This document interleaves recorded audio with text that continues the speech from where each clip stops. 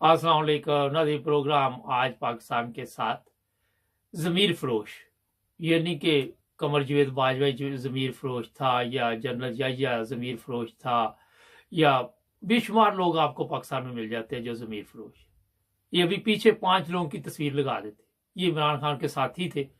फिर इनके साथ क्या ऐसा हुआ कि ये इमरान खान का साथ छोड़ गए, क्योंकि इनमें 5 नाम है। मैं नाम भी पढ़ देता हूँ। पहला है जनाब फैसल फ़रूक है, ये सरगोदा से तल्लक है इसका। फिर है खुरम लगारी है, ये मुजफ्फरगढ़ से है। फिर है मोमना वहीद, ये खसूसी नशिस्त से आई थी।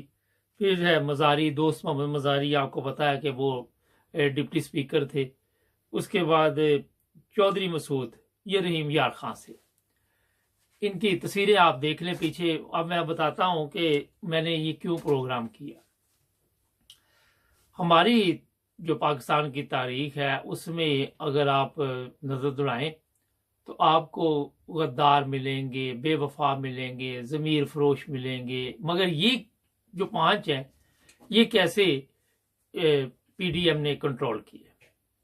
ये इनमें ऐसे लोग भी हैं जिन्हें पैसे दिए गए और ऐसे भी जिनकी वीडियो उनके पास है। अब मैं आपको बता देता हूं कि जो वो डिप्टी था उसको औरत के जरिए इस्तेमाल किया गया, और जो दूसरे 3-4 हैं उनमें से मेरा ख्याल एक आधे को पैसे दिए गए। जो मोमना वहीद है शायद उसको भी उन्होंने वीडियो के जरिए कंट्रोल किया या फिर पैसे दिए।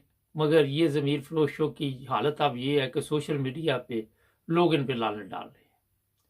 जिस तरह भी ये उनके काबू में आए, एक चीज़ ज़हन में रखें, जब आप बुलंदी पे जाते हैं, जब आपको इज्जत मिलती है तो वहाँ पे फिर बड़ी एहतियात करनी पड़ती है। लोगों से बातचीत करने, लोगों के साथ तल्लुकात रखने में आपको बड़ी एहतियात करनी पड़ती है, वरना हर जगह पे आपको ऐसे लोग मिलेंगे जो कोई ना कोई मौके का फ़ायदा उठाएंगे और आपका बेड़ा गर्क कर देंगे।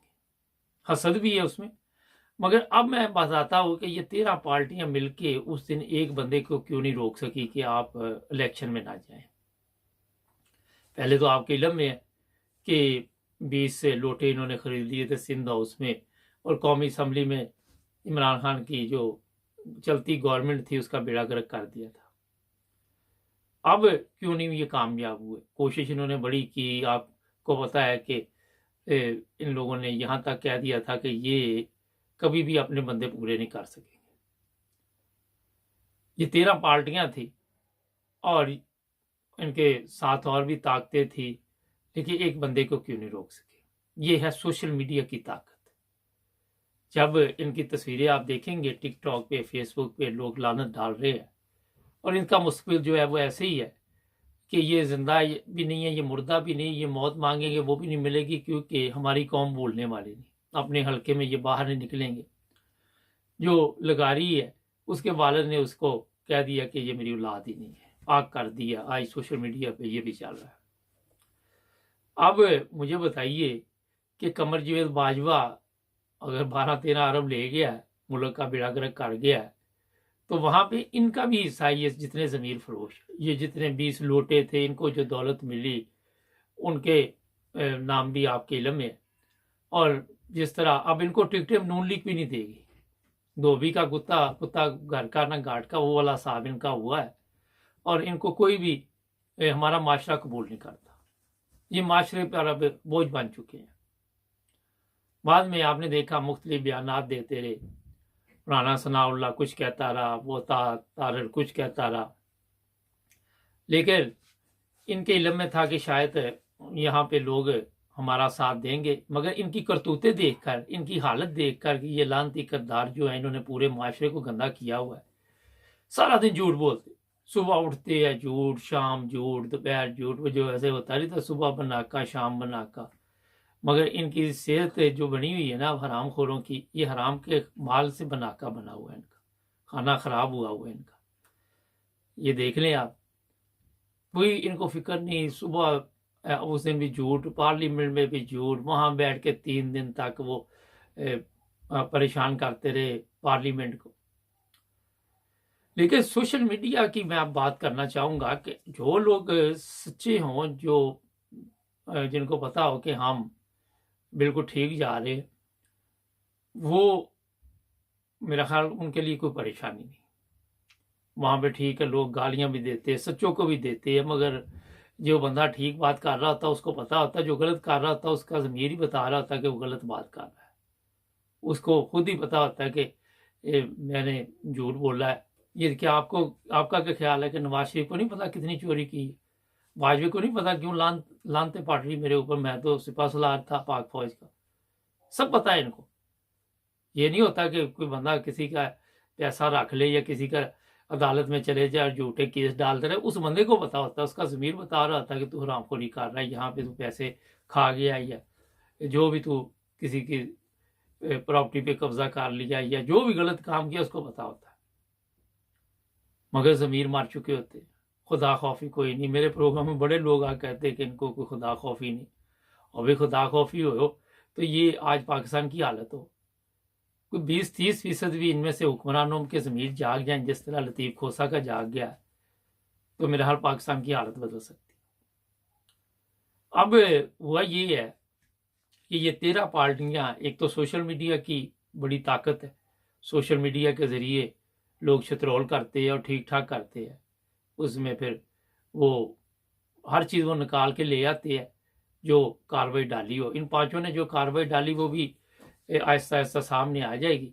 अब ये जो मोमना वहीद है, इसने भी अपना बेड़ा गर्क कर लिया, ये कहीं पे भी जाएगी, हमारा माशरा इसे मोड़ नहीं लगाएगा। क्योंकि होता ये है कि हमारे में एक और भी बड़ी खूबी है, मतलब खूबी तो नहीं है लेकिन मैं आपको बता कि हम ऐसा वो बंदे को बदनाम करते हैं कि उसको जलीलो ख्वार कर देते हैं। वो फिर अपने मुआशरे में एक अपने आप को बोझ ही समझता है। और इन लोगों ने पैसे लिए, ये जो भी लिया, कुछ ऐसी वीडियो भी सामने आई थी जिसमें वो औरतें भी बैठी हुई थी जिनके मुंह लटके हुए थे कि 186 किस तरह इन्होंने पूरे कर लिए। वो ऐसे थी जैसे वो उन्होंने कहा कि हमने तो सब कुछ किया इनके लिए, तो ये फिर भी हुआ क्या। अब जो लोग खिलाड़ी हैं इमरान खान के, उनमें जो समझदार हैं वो उनको ही पता है कि रहो इमरान खान के साथ ही, मगर उनकी हाँ में भी हाँ मिलाते रहो।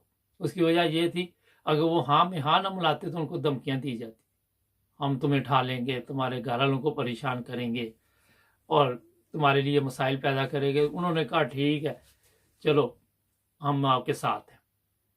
आखिरी वक्त पे पत्ता जो है वो उधर फेंक दिया, चल अब क्या करेंगे। तो ये ज़मीर फरोश जो लोग हैं इन्हें होश के नाखन अब लेने चाहिए।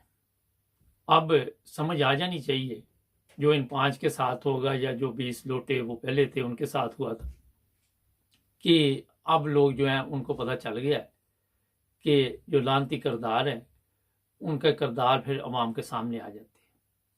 ये जीत के दिखाएं, ये 20-25 जितने भी 30 हैं ये सब जीत के दिखाएं। ये नून लीग्स इनको टिकट दे दे, इनको 13 जमातें मिलके खड़ा कर दे तो ये नहीं जीत सकती, ये मैं आपको बता दूं। मगर इनको 13 जमातें टिकट देंगी भी नहीं, क्योंकि उनका तो अपना बेड़ा गर्क हुआ, वो एक बंदे को नहीं रोक सके 13 जमातें मिलकर।